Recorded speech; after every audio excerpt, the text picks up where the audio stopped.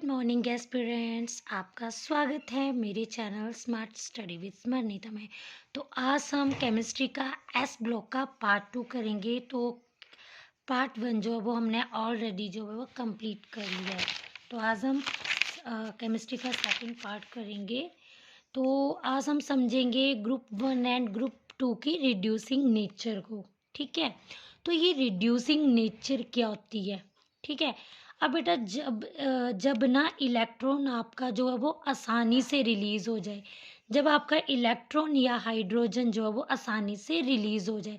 अगर हम कंपैरिजन करें ग्रुप 1 और ग्रुप 2 में, तो ग्रुप 1 का साइज ग्रुप 2 के कंपैरिजन में लार्ज होता है।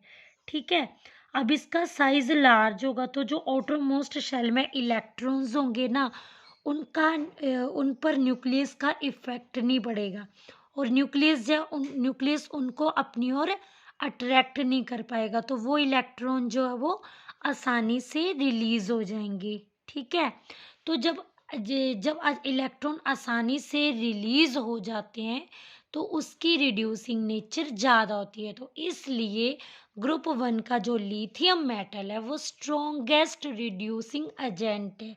क्योंकि वो स्ट्रॉन्गेस्ट रिड्यूसिंग एजेंट है, इसलिए वो खुद का ऑक्सीडेशन कर रहा है। यहाँ पे मैंने कोई स्पेशल मेटल मेंशन नहीं किया, तो आप यहाँ पे लिथियम भी ले सकते हो। तो लिथियम जो है वो स्ट्रॉन्गेस्ट रिड्यूसिंग एजेंट है, क्योंकि ये क्या करता है, ये खुद का ऑक्सीडेशन करता है। तो खुद का ऑक्सीडेशन कैसे करता है? जैसे यहाँ मेटल में ऑक्सीडेशन स्टेट 0 है, तो यहाँ पे ऑक्सीडेशन स्टेट बढ़ रही है। ठीक है, यहाँ पे ऑक्सीडेशन स्टेट 0 है और यहाँ पे ऑक्सीडेशन स्टेट बढ़ रही है। तो यहाँ पे मैटर ने खुद का ऑक्सीडेशन किया, मतलब यहाँ पे मैटर ने आसानी से अपना इलेक्ट्रॉन जो है, एक इलेक्ट्रॉन रिलीज कर दिया, जिसके कारण जो है वो ग्रुप 1 के मेटल स्ट्रॉन्गेस्ट रिड्यूसिंग एजेंट होते हैं। बट ग्रुप 2 में क्या होता है कि ग्रुप 2 के मेटल जो हैं वो भी रिड्यूसिंग करेक्टर शो करते हैं, लेकिन ग्रुप 1 जो है वो ज़्यादा रिड्यूसिंग नेचर शो करता है। ठीक है, क्योंकि 1 इलेक्ट्रॉन जो वो आसानी से रिलीज हो जाता है। ठीक है, लेकिन ग्रुप 2 में मेटल जो है उसको 2 इलेक्ट्रॉन वो रिलीज करता है। ठीक है, रिड्यूसिंग नेचर शो करने के लिए। तो 2 इलेक्ट्रॉन रिलीज जो करने के लिए थोड़ा एफर्ट लगता है। ठीक है, अब ग्रुप 2 का पता क्या होता है कि ग्रुप 2 का साइज, अब जैसे जैसे आप पीरियड की ओर जाते हो तो साइज कम होता है, तो ग्रुप 2 का साइज छोटा होता है। तो न्यूक्लियस जो है आउटरमोस्ट इलेक्ट्रॉन को अपनी ओर अट्रैक्ट करता है, जिससे इसका साइज छोटा हो जाता है, और न्यूक्लियस उन आउटरमोस्ट इलेक्ट्रॉन पे अपना इफेक्ट डालता है, और जिससे कि इलेक्ट्रॉन को रिलीज करना थोड़ा एफर्ट भरा हो जाता है। ठीक है, तो ये रीज़न है। तो ग्रुप 1 जो है उसका साइज ज़्यादा है ग्रुप 2 के कंपैरिजन में, तो मैंने पहले ही बता दिया। इसलिए ग्रुप 1 जो है, ग्रुप 1 में जितने भी मेटल हैं वो रिड्यूसिंग नेचर शो करते हैं एज कम्पेयर टू ग्रुप 2, क्योंकि ग्रुप वन जो है वो large negative electrode potential show करता है, और जो ये लार्ज नेगेटिव इलेक्ट्रोड पोटेंशियल है वो डिस्क्राइब करता है रिड्यूसिंग नेचर ऑफ ग्रुप 1। अब आगे बेटा देखो, यहाँ पे मैंने सारा जो भी बोला मैंने एक्सप्लेन किया हुआ है कि जैसे जैसे ग्रुप 1 की बात की जाए, तो जैसे जैसे आप डाउन द ग्रुप जाते हो साइज बढ़ता है, इलेक्ट्रॉन रिलीजिंग टेंडेंसी भी बढ़ती है। अब साइज बढ़ेगा तो इलेक्ट्रॉन जो है, आउटरमोस्ट इलेक्ट्रॉन जो है वो न्यूक्लियस की पकड़ से बाहर रहेगा, तो जिससे क्या होगा कि इलेक्ट्रॉन रिलीज करने की टेंडेंसी जो है उसकी बढ़ जाएगी, और रिड्यूसिंग नेचर भी बढ़ जाएगी। ठीक है, अगर हम अब जैसे देखो ये जो है, ये देखो तो उसकी जो है रिड्यूसिंग नेचर भी बढ़ जाएगी। ठीक है, अब ग्रुप 2 की बात करें तो ये लेस पावर रिड्यूसिंग एजेंट है अल्कली मेटल के कंपैरिजन, और रिड्यूसिंग नेचर जो है वो बेरिलियम टू वेरियम बढ़ती है, लेकिन इलेक्ट्रोड पोटेंशियल की वैल्यू जो है वो डाउन द ग्रुप जो है वो मोर नेगेटिव होती है। ठीक है, तो अब बेटा देखो, जिसकी रिड्यूसिंग पावर या नेचर ज़्यादा होती है, वो वो कम रिड्यूसिंग एजेंट होता है। तो इसकी रिड्यूसिंग पावर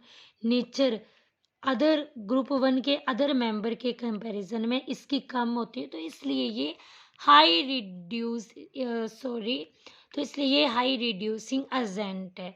अब लिथियम जो है वो हाईएस्ट रिड्यूसिंग नेचर क्यों शो करता है, क्योंकि ये डिपेंड करता है 3 फैक्टर्स पे, sublimation energy, ionisation energy, hydration energy. लेकिन मोर डोमिनेटिंग जो है वो ये हाइड्रेशन एनर्जी।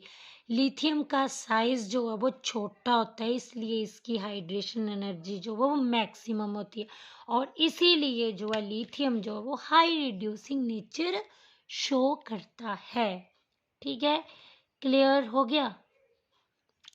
आगे है रिएक्शन विद लिक्विड अमोनिया। ठीक है, अब हम करेंगे रिएक्शन विद लिक्विड अमोनिया। तो अल्कली मेटल, अब बेटा बहुत इंपॉर्टेंट है ये, तो अल्कली मेटल जो है वो लिक्विड अमोनिया में डिजॉल्व हो जाता है और deep blue colour solution formed करता है ड्यू टू अमोनिएटेड इलेक्ट्रॉन। अब ये क्या फंडा है, देखो ये अल्कली मेटल है, ये अमोनिया, ये इसका स्टोइकियोमेट्री कोफिशिएंट। अल्कली मेटल जब अमोनिया में डिजॉल्व होता है तो क्या करता है, ये देखो यहाँ पे क्या बनते हैं, अमोनिएटेड कैटायन बनते हैं और यहाँ पे अमोनिएटेड इलेक्ट्रॉन बनते हैं। अब बेटा पहले तो इसका कलर जो है, इस पहले तो क्या होता है कि ये जो है पहले जो है अमोनिया से डिजॉल्व होने से पहले जो है ये डायामैग्नेटिक इलेक्ट्रॉन जो है वो ये डायामैग्नेटिक करैक्टर शो करता है। ठीक है, लेकिन जब ये अमोनिया के साथ घुल जाता है तो अमोनिया एक स्ट्रॉन्ग फील्ड लिगैंड है, तो अमोनिया क्या करता है, इसके डायामैग्नेटिक को इलेक्ट्रॉन के डायामैग्नेटिक को पैरामैग्नेटिक में चेंज कर देता है और इसको अनपेयर्ड बना देता है, जिसके कारण ये जो है वो कलर शो करता है। ठीक है, तो अमोनिया जो है स्ट्रॉन्ग फील्ड लिगैंड जो है वो इलेक्ट्रॉन को सिंगल बना देता है, फ्री बना देता है, अनपेयर्ड बनाता है, जिससे इसकी नेचर जो वो पैरामैग्नेटिक हो जाती है और ये कलर शो करता है। ठीक है, तो यहाँ पे लिखा भी है ammoniated cation solution standing alone for long hour. आपने अमोनिएटेड कैटायन सॉल्यूशन को मतलब लंबे आवर्स तक अकेले छोड़ देना है, तो जिससे क्या होगा, अमोनिया से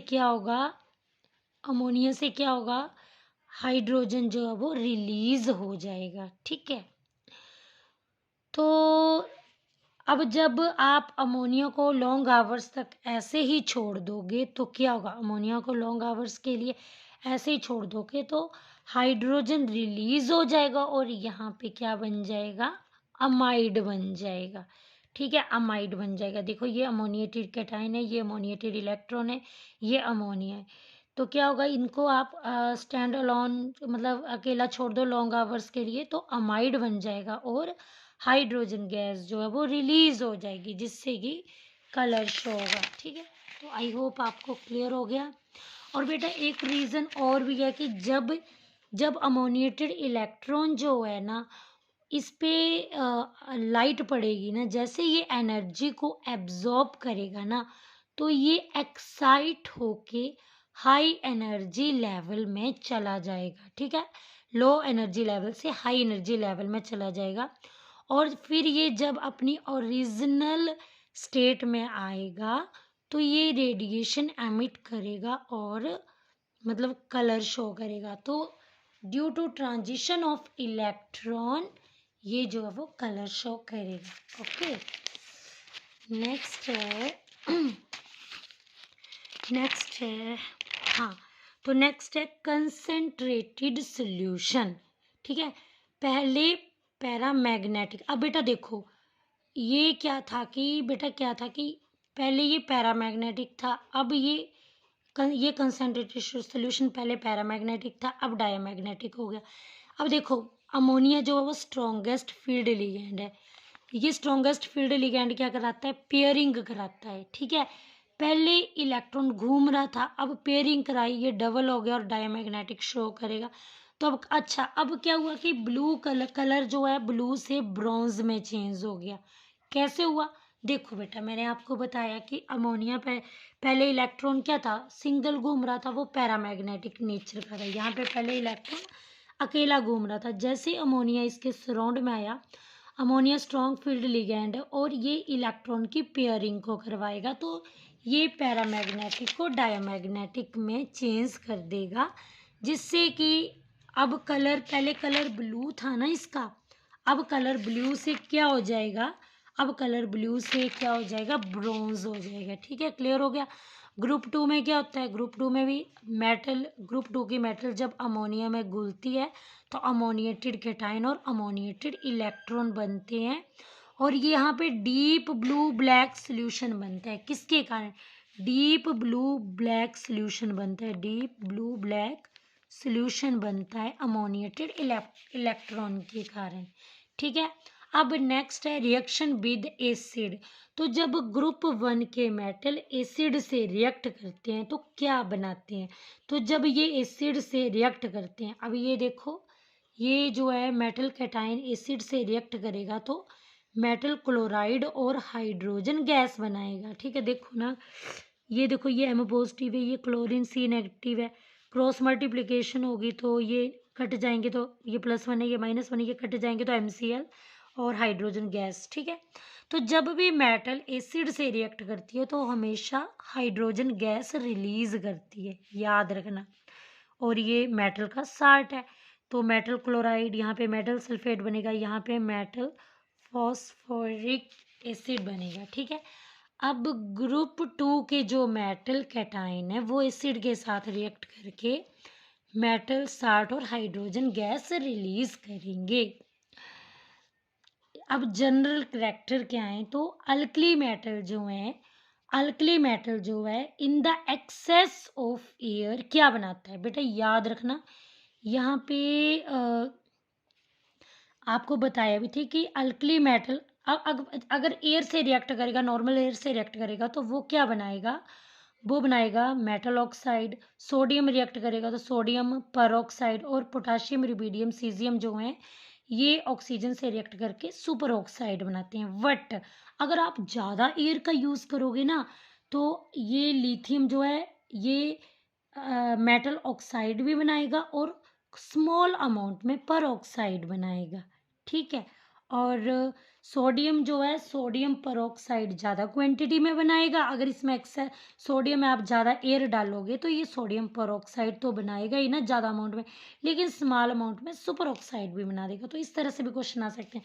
वट पोटाशियम, रुबिडियम, सीजियम में अगर आप एक्सेस एयर डाल दोगे तो ये ओनली सुपर ऑक्साइड बनाएगा।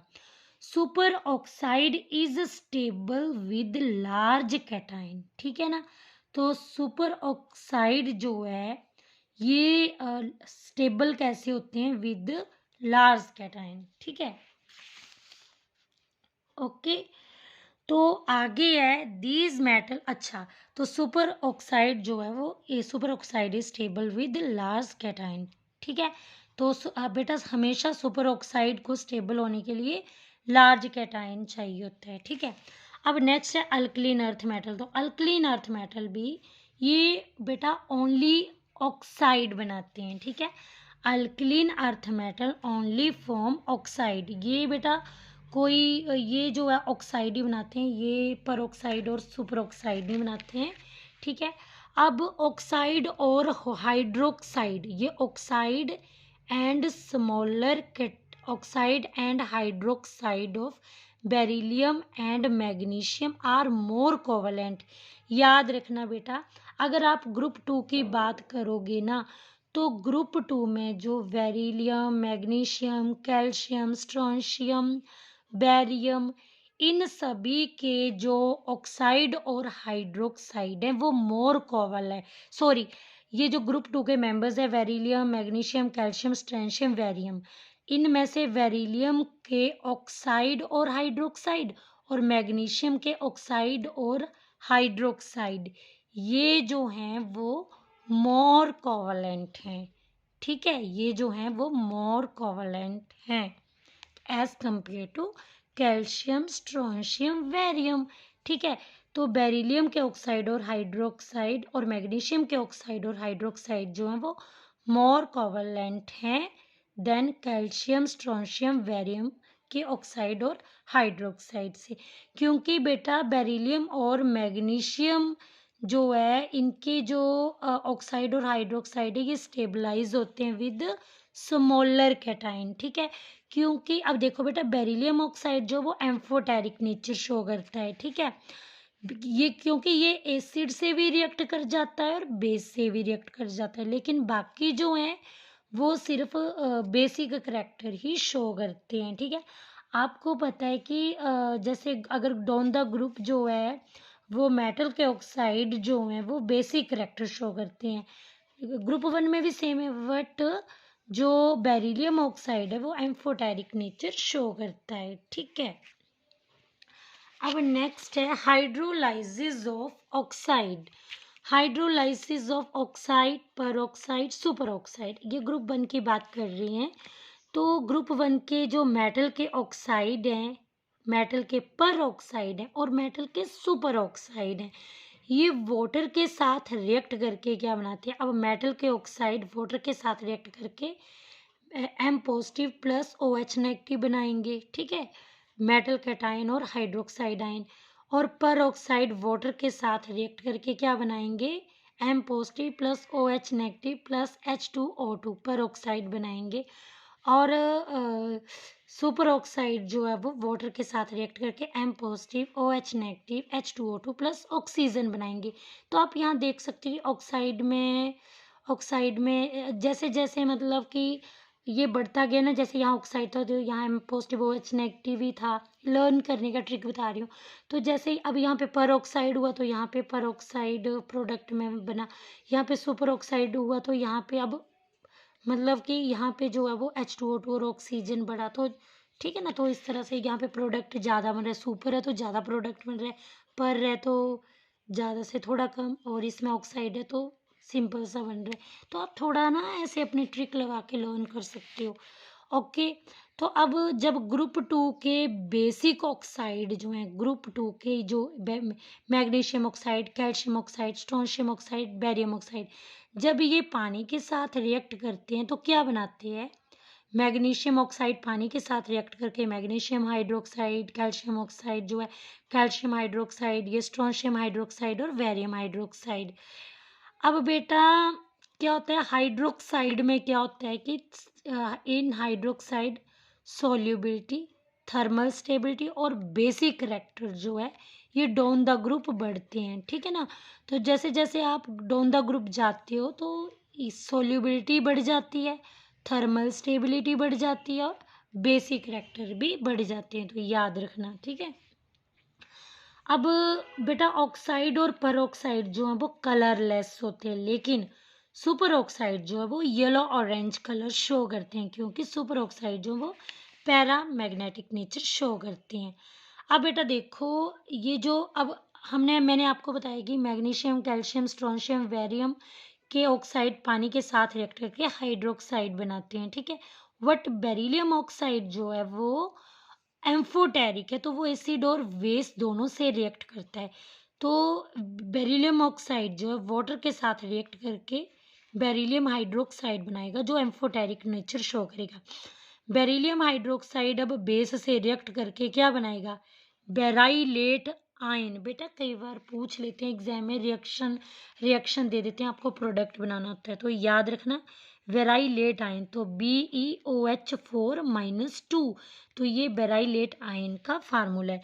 अब जब ये बेरिलियम हाइड्रोक्साइड एसिड से रिएक्ट करता है तो क्या बनाता है, BeOH4Cl2, ये Cl2 जो है, ठीक है। तो इस तरह से आप लर्न कर सकते हो ये। तो नेक्स्ट है हैलाइड्स। अब हम देखेंगे कि ग्रुप वन जो है और ग्रुप टू जो है वो हेलोजन के साथ रिएक्ट करके क्या क्या बनाते हैं। बेटा आपको भी लग रहा होगा कि यहाँ से कैसे क्वेश्चन बनेंगे, तो वो मैं MCQ की अलग से वीडियो डालूंगी, तो आप घबराइए मत, यहाँ से आपके काफ़ी क्वेश्चन बनेंगे, ठीक है।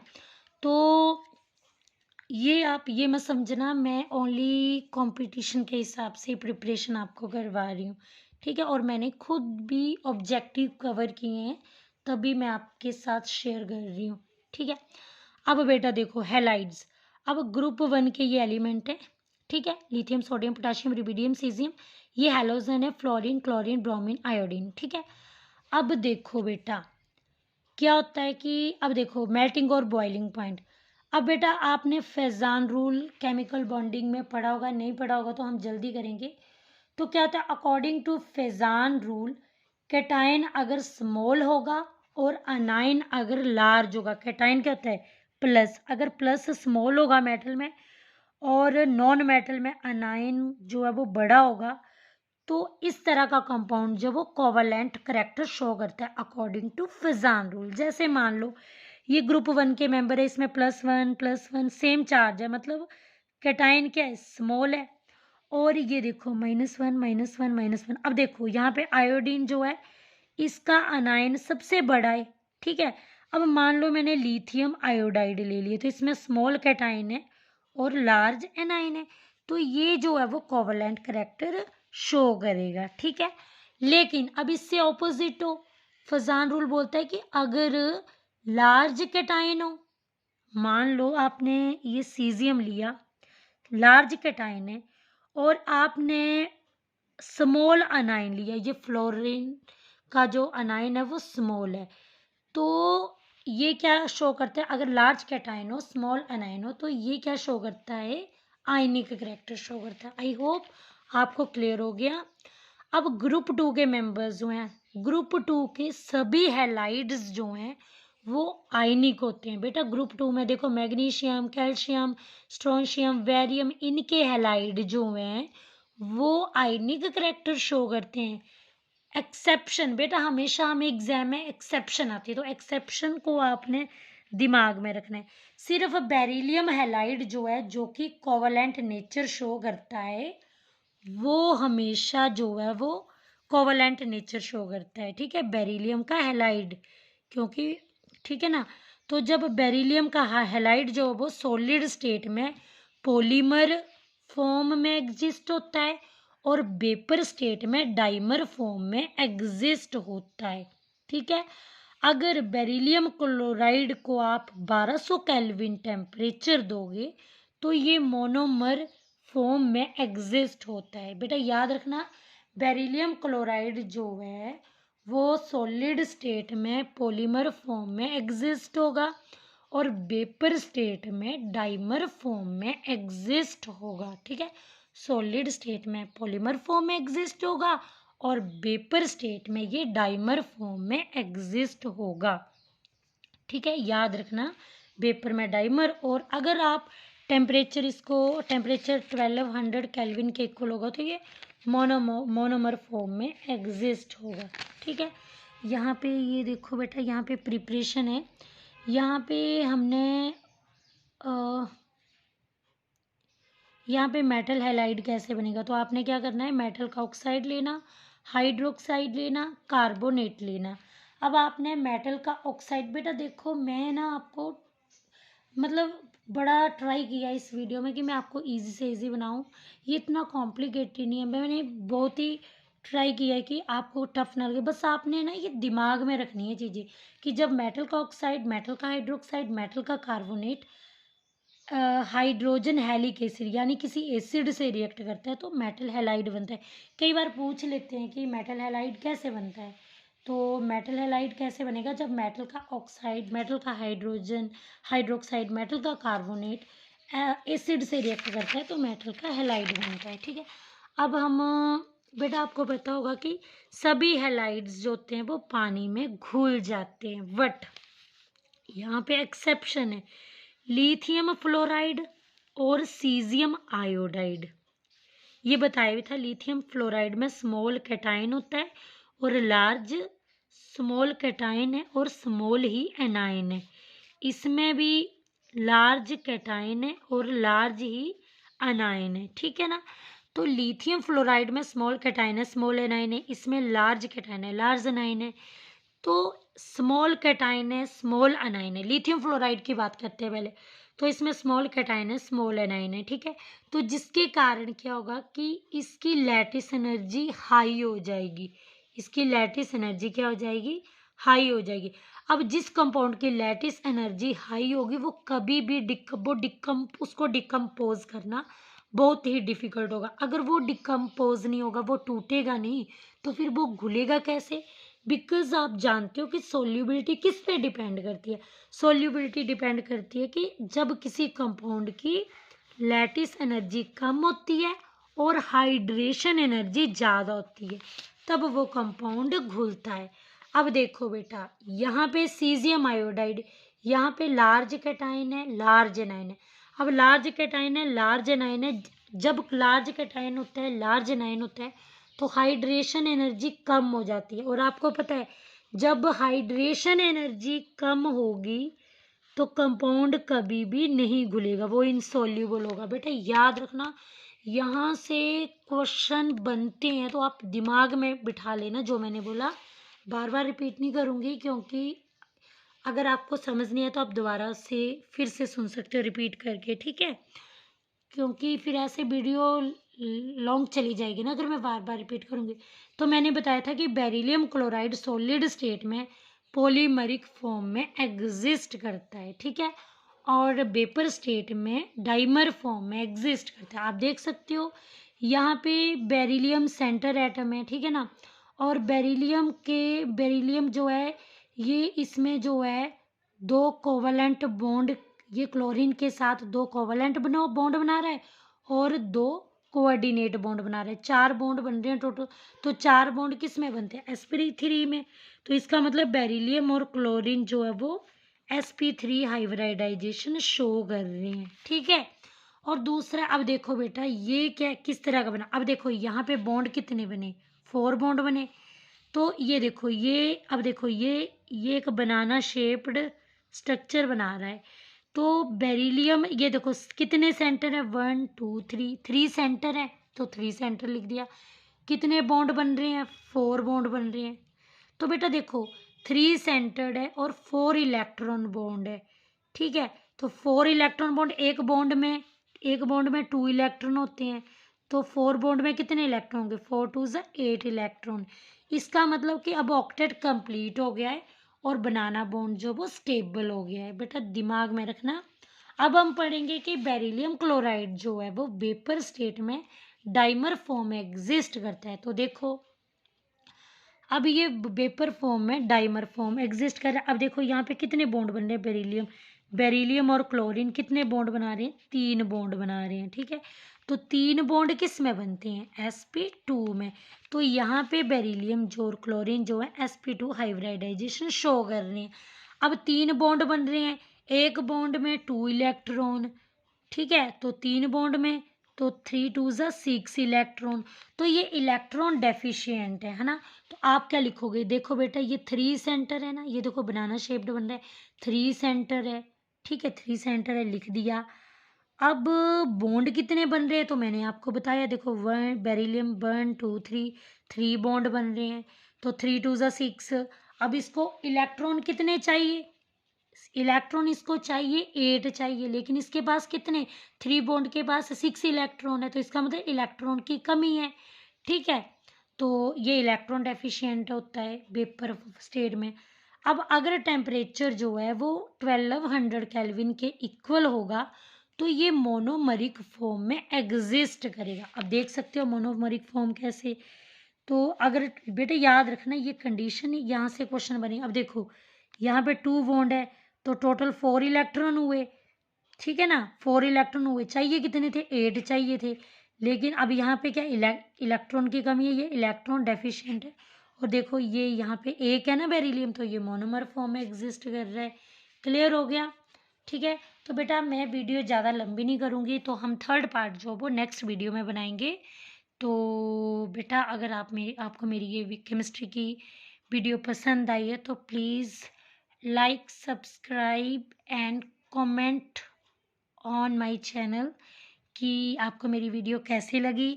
अगर आप किसी भी तरह का इम्प्रूवमेंट चाहते हो तो please comment on my compliment session, ठीक है? तो अगर आपको मेरी ये केमिस्ट्री का लेक्चर पसंद आया है तो please please please share with your friends and please give a lot of love to my channel. Bye bye.